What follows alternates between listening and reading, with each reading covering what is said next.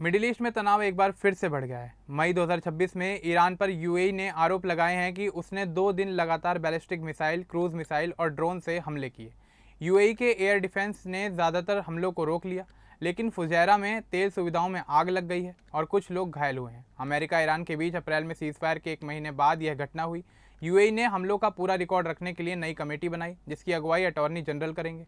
प्रधानमंत्री नरेंद्र मोदी समेत कई विश्व नेताओं ने हमलों की निंदा की है, लेकिन ईरान इन हमलों से इनकार कर रहा है। तो चलिए आगे बढ़ते हैं और आपको विस्तार से बताते हैं कि आखिर क्या है ये पूरा मामला।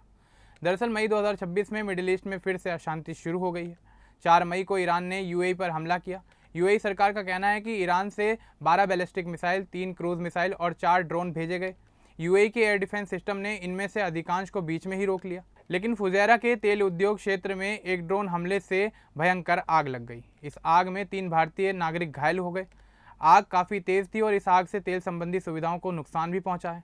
अगले दिन 5 मई को एक बार फिर से हमले हुए। यूएई रक्षा मंत्रालय ने बताया कि बैलिस्टिक मिसाइल, क्रूज मिसाइल और ड्रोन फिर से आए। एयर डिफेंस पूरी तरह सक्रिय रहा और लगातार इंटरसेप्ट कर रहा था। National emergency crisis and disaster management authority ने लोगों से अपील की है कि वे सुरक्षित जगहों पर रहें और केवल सरकारी जानकारी पर भरोसा रखें। स्कूलों को ऑनलाइन कर दिया गया है और लोगों को घर के अंदर रहने की सलाह दी गई है। ये हमले अमेरिका और ईरान के बीच 8 अप्रैल 2026 के सीज़फायर के करीब 1 महीने बाद हुए। उस सीज़फायर के बाद कुछ समय शांति रही थी, लेकिन अब तनाव वापस लौट आया है। एक रात पहले अमेरिका और ईरान के बीच भी कुछ मिसाइल गतिविधियां हुई थी, जिसके बाद यूएई पर हमले हुए। यूएई सरकार ने बताया कि इस पूरे संघर्ष के दौरान ईरान ने 2000 से ज़्यादा ड्रोन, सैकड़ों बैलिस्टिक मिसाइलें और कई क्रूज मिसाइल दागे। ज़्यादातर हमलों को एयर डिफेंस ने रोक लिया, लेकिन फिर भी इन हमलों में 13 लोग मारे गए और 200 से ज़्यादा लोग घायल हुए। तेल, ऊर्जा सुविधाओं और कुछ महत्वपूर्ण इमारतों को नुकसान पहुंचा है। 7 मई को यूएई सरकार ने एक महत्वपूर्ण कदम उठाया। उन्होंने ईरान के हमलों का पूरा हिसाब रखने के लिए एक नई कमेटी बनाई है। इस कमेटी की अगुवाई यूएई के अटॉर्नी जनरल करेंगे। इसमें कई मंत्रालयों और सरकारी विभागों के अधिकारी शामिल होंगे। ज़रूरत पड़ने पर विदेशी विशेषज्ञों की मदद भी ली जाएगी। कमेटी का काम हमलों में हुए नुकसान का पूरा रिकॉर्ड तैयार करना होगा। इसमें मारे गए लोगों, घायलों, आर्थिक नुकसान, इमारतों को हुई क्षति की तस्वीरें, वीडियो, तकनीकी रिपोर्ट और सबूत इकट्ठा किए जाएंगे। बाद में इन सबूतों के आधार पर यूएन अंतर्राष्ट्रीय अदालतों या संगठनों में कानूनी कार्रवाई कर सकेगा और नुकसान की भरपाई की मांग करेगा। यूएई पहले भी ईरान से हमलों की जिम्मेदारी लेने और नुकसान भरपाई करने की मांग कर चुका है। अब यह कमेटी इंसानी जानों, आर्थिक नुकसान और संपत्ति के नुकसान का पूरा लेखा जोखा तैयार करेगी। सरकारी समाचार एजेंसी वैम ने इसकी पुष्टि की है। ईरान की तरफ से इन हमलों से साफ इनकार कर दिया गया है। ईरान का कहना है कि उसने यूएई पर कोई हमला नहीं किया। ईरान ने यूएई पर आरोप लगाया कि वह अमेरिका का सहयोगी है और ईरान की सुरक्षा के खिलाफ काम कर रहा है। यूएई विदेश मंत्रालय ने साफ कहा है कि किसी भी देश के साथ रक्षा सहयोग रखना उसका अपना अधिकार है।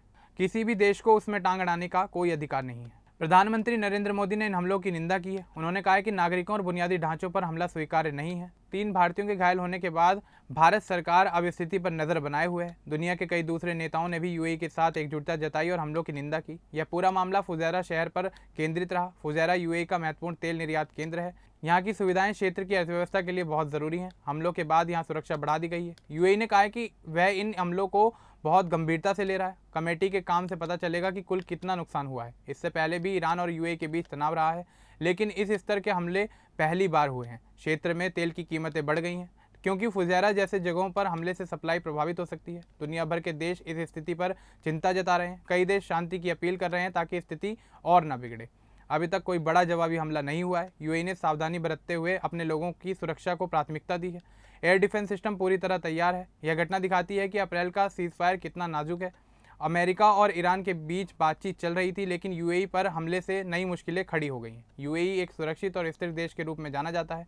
यहाँ लाखों विदेशी काम करते हैं। ऐसे हमलों में आम लोगों की ज़िंदगी प्रभावित होती है। सरकार लगातार अपडेट दे रही है ताकि अफवाहें ना फैलें। कमेटी के गठन से साफ है कि यूएई कानूनी रास्ते से अपना पक्ष रखना चाहता है। वह सबूतों के आधार पर ईरान पर दबाव बनाएगा। अंतर्राष्ट्रीय समुदाय इस मामले पर नज़र बनाए हुए है। अभी स्थिति पर नज़र रखना ज़रूरी है, क्योंकि अगर तनाव बढ़ा तो पूरा क्षेत्र प्रभावित हो सकता है। फिलहाल यूएई शांति बनाए रखने और अपने नागरिकों की सुरक्षा सुनिश्चित करने पर ध्यान दे रहा है। अब इस पूरे मामले को लेकर आपका क्या कुछ कहना है, हमें कमेंट बॉक्स में जरूर बताएं। बाकी इस तरह के और अपडेट्स के लिए हमारे चैनल को सब्सक्राइब करना ना भूलें। धन्यवाद।